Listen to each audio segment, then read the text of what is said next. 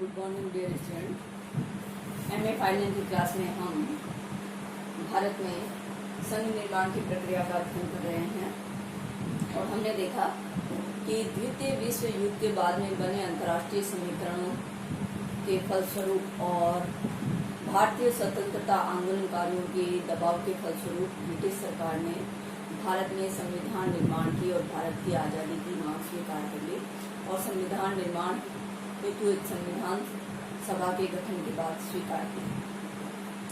24 मार्च 1946 को cabinet mission Bharat आया और 16 मई 1946 को कैबिनेट मिशन के सदस्यों ने देशी रियासतों के संबंध में ये वक्तव्य दिया कि अब जब भारत से ब्रिटिश सरकार अपनी सर्वोच्च सत्ता समाप्त कर रही है तो देशी रियासतों और ब्रिटिश सरकार के मध्य हुए समझौते भी समाप्त हो जाएंगे और देशी रियासतें भी स्वतंत्र हो जाएंगी।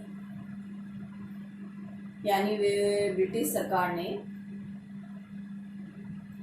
भारतीय स्वतंत्रता अधिनियम के तहत भारत की स्वतंत्रता के साथ साथ देशी रियासतों को भी स्वतंत्र कर दिया और वहां से अपनी प्रभुसत्ता को हटा लिया। अब देशी रियासतों के समक्ष दो विकल्प बचे थे। पहला, या तो उत्तराधिकारी सरकार के साथ देशी रियासतें शामिल हो जाएं, उत्तराधिकारी सरकार यानी भारत सरकार, या फिर स्वयं कोई राजनीतिक प्रबंध कर ले। किंतु भारतीय राष्ट्रीय कांग्रेस समिति ने देशी रियासतों की स्वतंत्रता की मांग को अस्वीकार कर दिया। भारतीय राष्ट्रीय कांग्रेस समिति ने यह प्रस्ताव पारित किया कि भारत संघ के अधीन या भारत संघ में किसी भी देशी रियासत की स्वतंत्रता को स्वीकार नहीं किया जाएगा। देशी रियासतों के मध्य स्वतंत्रता या अलगाव की भावना किसी भी रूप में स्वीकार्य नहीं है। देशी रियासतें भारत के साथ सम्मिलित हो सकती हैं, लेकिन उनकी स्वतंत्रता भारत को स्वीकार्य नहीं है। और प्रधानमंत्री जवाहरलाल नेहरू ने यह घोषणा की कि देशी रियासतों की स्वतंत्रता भारतीय राष्ट्रीय कांग्रेस को किसी भी रूप में स्वीकार नहीं है। सभी तरह सुरक्षा, वैदेशिक संबंध, भौगोलिक स्थिति, ऐतिहासिक परिप्रेक्ष्य आदि सभी के मद्देनजर देशी रियासतों के को भारत संघ के साथ शामिल होना चाहिए। और भारत देशी रियासतों के पास दो विकल्प बचते हैं। ये दो विकल्प पंडित जवाहरलाल नेहरू ने ये सुझाए कि देशी रियासतें या तो भारत संघ में शामिल हो जाए और इसमें समान स्वायत्त भागीदार बने, अथवा भारत संघ की सर्वोच्च सत्ता को स्वीकार करे। ये दो विकल्प जवाहरलाल नेहरू ने देशी रियासतों के समक्ष रखे और देशी रियासतों की स्वतंत्रता की मांग को पूरी तरह अस्वीकार कर दिया। 4 जुलाई 1947 में भारतीय स्वतंत्रता अधिनियम के तहत भारत से ब्रिटिश सत्ता समाप्त कर दी गई और देशी रियासतों को भी स्वतंत्र कर दिया गया। 5 जुलाई 1947 को देशी रियासतों की समस्या के संदर्भ में विचार करने हेतु भारतीय राष्ट्रीय कांग्रेस ने एक समिति का गठन किया और इस समिति ने 5 जुलाई 1947 को अंतरिम सरकार के मंत्रिमंडल ने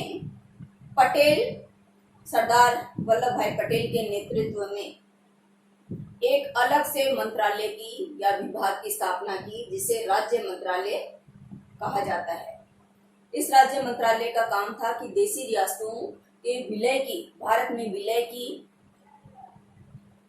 व्यवस्था करना और देशी रियासतों के भारत में विलय के लिए एक सम्मान पूर्वक अधिमिलन पत्र तैयार करना।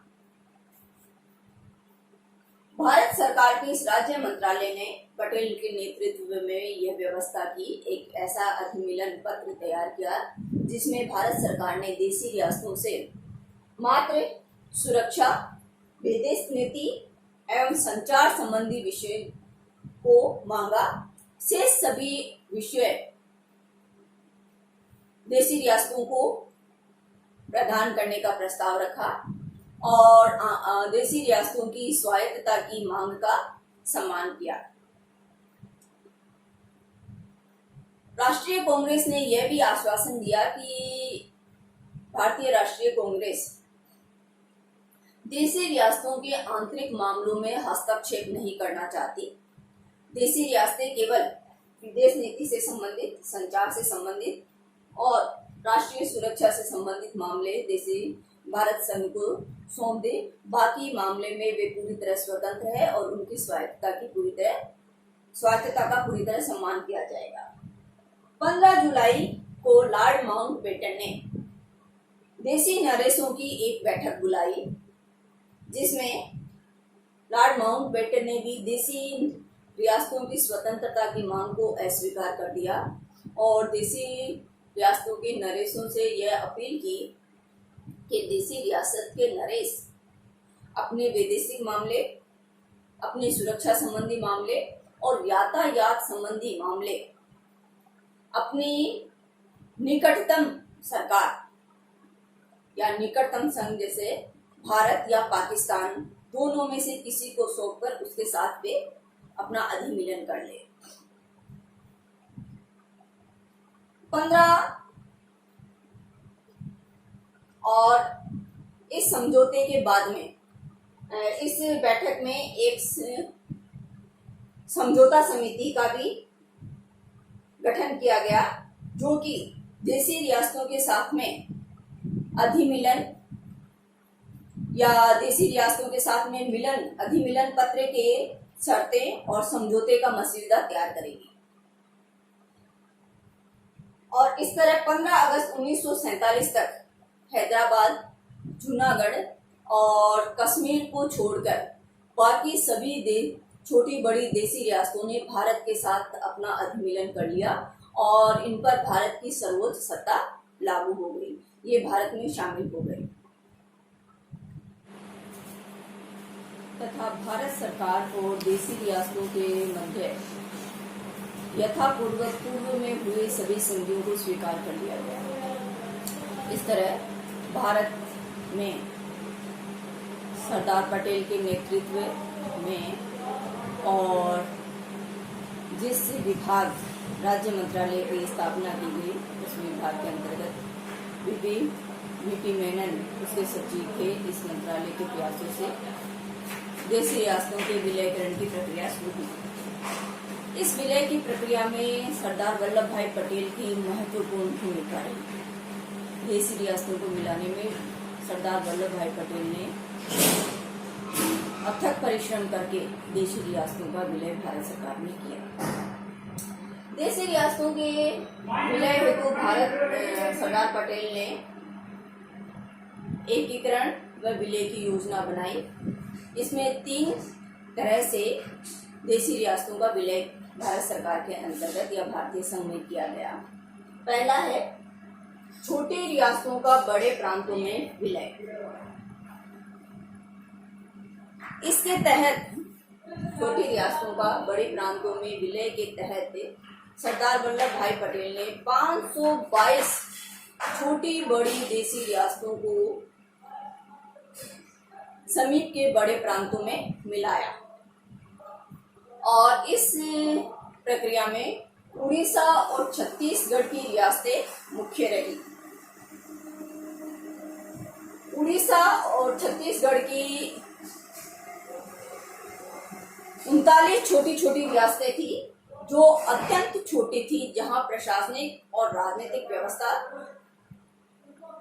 सुचारू रूप से संचालित नहीं हो सकती थी। इन रियासतों को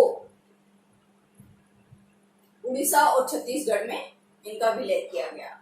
दिसंबर 1947 में विलय वार्ता प्रारंभ की गई और इस विलय वार्ता के फलस्वरूप अनेक प्रांतों का विलय इसमें किया गया। 1 जनवरी 1948 को ये रियासतें, जो 39 छोटी छोटी रियासतें थी, वे रियासतें उड़ीसा और केंद्रीय प्रांत का अभिन्न हिस्सा बन गई। यानी सरदार वल्लभ भाई पटेल ने 39 छोटी बड़ी रियासतों को, उड़ीसा और छत्तीसगढ़ से जो के आसपास की थी, उनका विलय 1 जनवरी 1948 को उड़ीसा व केंद्रीय प्रांत में कर लिया और ये रियासतें उड़ीसा और केंद्रीय प्रांत का अभिन्न हिस्सा बन गई। इसके अलावा दक्षिण की छोटी छोटी 16 रियासतों का मामला भी इसी तरीके से निपटाया गया और इन छोटी छोटी 16 रियासतों का विलय किया गया। मार्च 1948 में इन छोटी छोटी रियासतों को, दक्षिण की जो छोटी छोटी 16 रियासतें थी, इनको बंबई प्रांत में मिला दिया गया। जून 1948 में गुजरात की 289 छोटी रियासतों को गुजरात की 289 छोटी छोटी रियासतों को भी बंबई प्रांत में मिला दिया गया और 1 मई 1948 को बड़ोदरा को भी बंबई में मिला दिया गया और ये जो प्रांत या छोटी छोटी देशी रियासतें थी, ये बंबई प्रांत का अभिन्न हिस्सा बन गई।